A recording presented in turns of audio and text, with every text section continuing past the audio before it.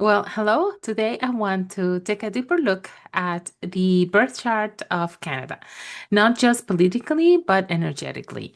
Now, this is me trying to do a shorter version of it because I have done previously a full analysis of the birth chart of Canada, but it was long. So I'm trying to do something shorter.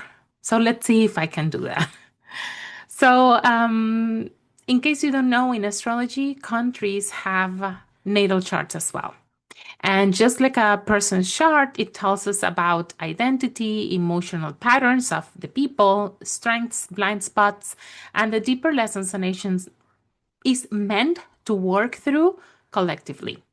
This isn't about judgment, this is about understanding kind of like the energetic pattern of a country and why certain themes keep repeating. Okay, so Canada's sun is in Cancer, in the fourth house.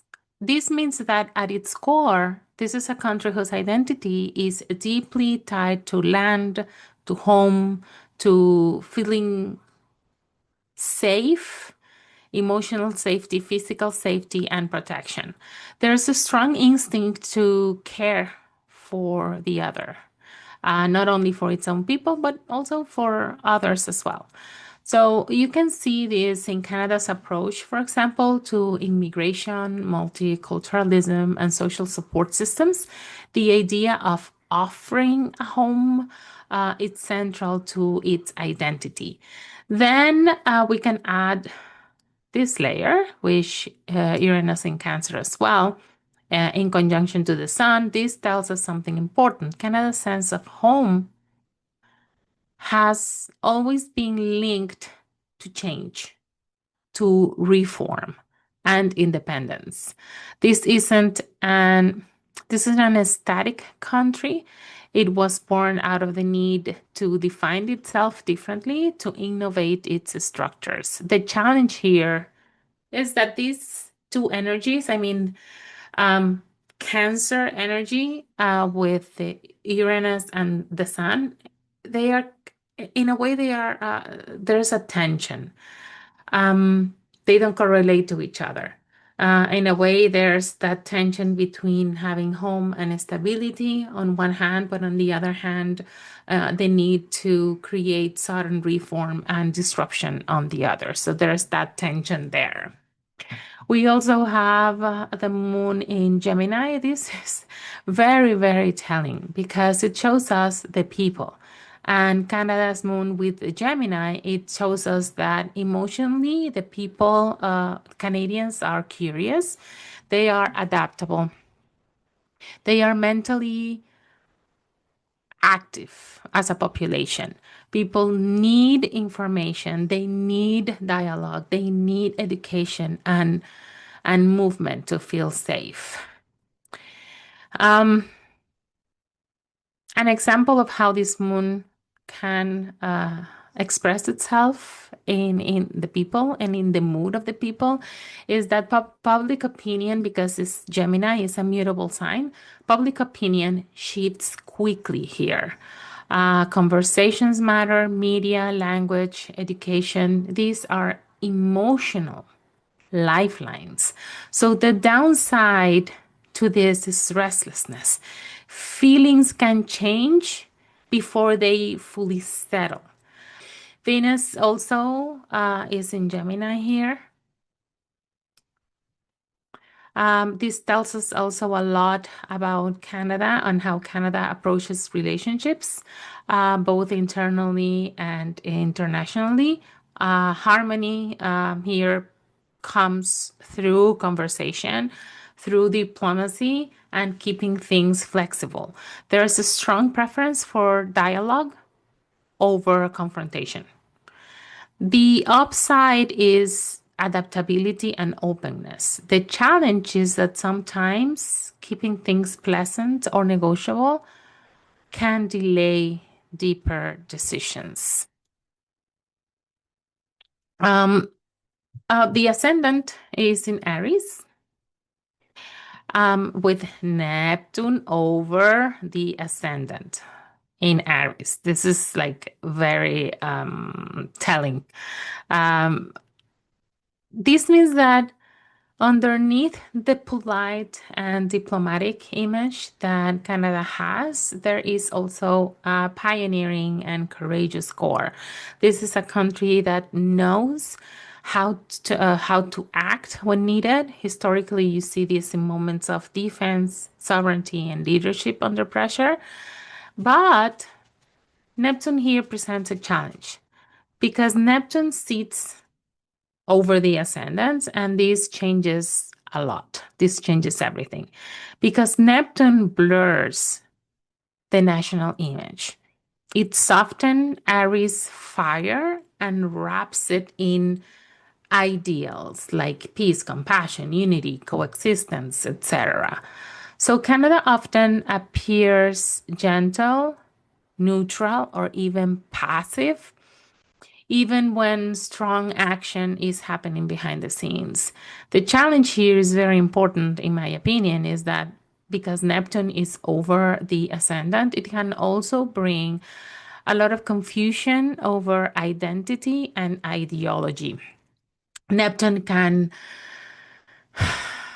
create a struggle, can make the country struggle to define clear boundaries between idealism and reality, between image and action. There are key houses also that shape Canada's experience. We were talking about the fourth house that is in Cancer with the Sun and Uranus there. So the land itself matters, housing, territory, the roots, environmental protection. These aren't side issues; they go to the heart of the country. But the challenge here with Uranus there is that there are internal reforms that happen very quickly that they can destabilize the sense of home they're meant to protect. The third house, and I didn't say it before, I forgot to mention this when I was talking about the moon. The third house with Moon and Venus there plays, the third house is this one, by the way. Um, it plays a very important role. This really stands out to me, and as a Canadian and someone that has been living in Canada for over 20 years. This is telling me a lot. In mundane astrology, the moon shows the public, how the public feels. And being in Gemini, that is the sign of media, information, headlines, and narratives. This is telling me that emotionally, people really respond very strongly to what they hear, what they read, and what is being repeated in the media. So that's why media has such a strong influence on public sentiment in Canada. It's not just about facts, it's about also framing, language, tone, and constant exposure. So this is really important. The gift, though, of this placement is adaptability and openness to dialogue. The challenge is that emotions can be steered quickly by information, especially when stories are simplified or repeated often and they're not clear. The sixth house also plays an important role here. Nope, I did it too long. It's here. Is this part here. So the Mars in Virgo and the North Node are here. And this is showing us an evolutionary path. Mars and the North Node in Virgo point to service, to work, to the importance of healthcare, and the importance of systems that need to function well. Canada's growth comes through doing the work, through improving health systems, through improving public service and practical solutions, and not just holding ideals. It's not just the ideals, right? The works need to be done. The seventh house, this one here, with Saturn and there in Scorpio and retrograde, is really showing partnerships and agreements that are taken very seriously. But they are also deeply internalized because it is in Scorpio.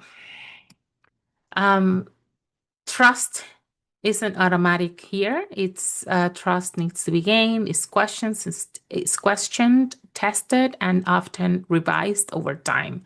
It also tells me that there's a lot of negotiations that happen quietly behind the scenes before anything is finalized.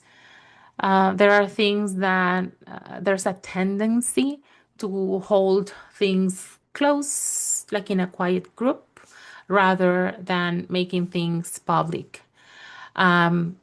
Saturn retrograde in Scorpio is also suggesting that partnerships comes with a history, with a baggage. Trust is built slowly, and there can be power dynamics also that tend to, work behind the scenes. The 12th house, it's also playing a role important. Jupiter is there, the South Node is there. The Jupiter is in Pisces retrograde.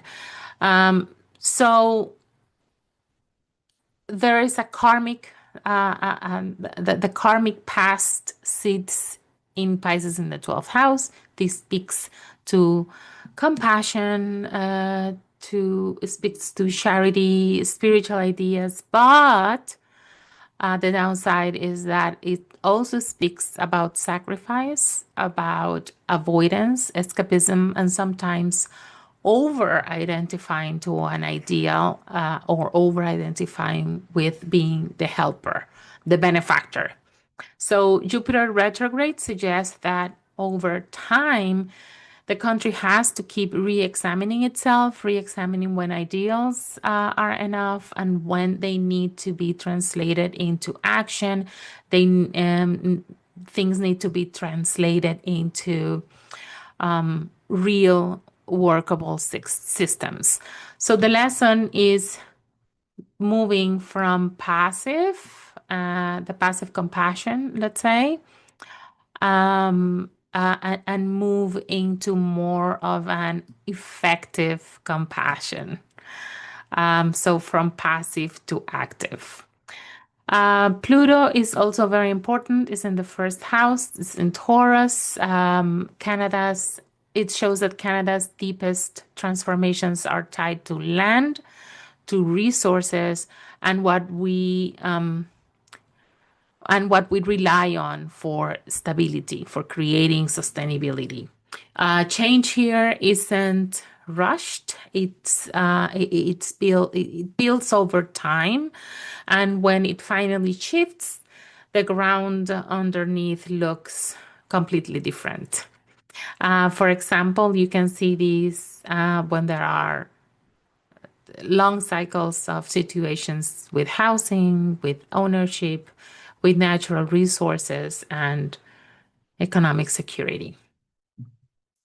So where do I see, let me delete all of these first so I can show you something. Where do I see a big challenge here?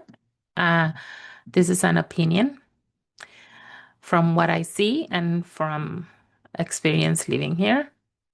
So where I see a big challenge here is with the Sun square is here and the Sun square Neptune.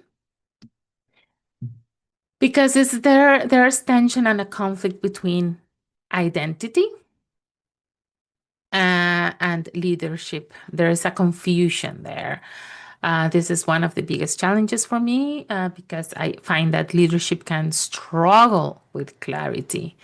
Boundaries blur with Neptune. Like I said before, ideals sometimes become too big, and ideals sometimes can replace decisive positioning.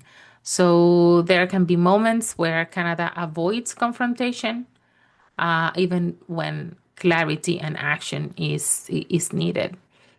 The challenge also, I would say there is a big karmic pull because the South Node is also in a karmic house, that is the 12th house. This is where the South Node is also where someone feels very comfortable.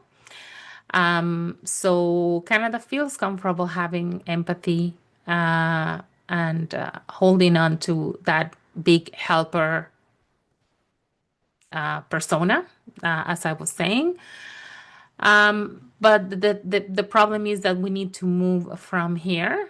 We can hold on to that compassion, but we need to move and evolve towards the North Node in Virgo that is about efficiency, that is about making things work. So the work here is to turn that empathy and compassion into systems that actually function. There's also the opposition between Pluto and Saturn. That's another conflict here because this means that there is a tension between sovereignty and cooperation, between control and vulnerability. There is a lot of power play behind the scenes as well. So I don't know if I succeeded in doing a chart that is shorter. I think I didn't. So, understanding a country's chart doesn't tell us what will happen. It helps us see and understand what is going on and why certain things keep coming back and keep returning. So, this is the chart. This was my second attempt to do a chart that was shorter. I think I will just give up at this time, at this point. I can do it. I don't speak fast or fast enough. But this is it. If you like this type of analysis, type of charts, this is Canada Under the Stars. This is the series, part of the series in my channel. Please follow, share, and like. That will help my channel a lot. It will help grow. So thank you very much for listening and see you next time. Bye.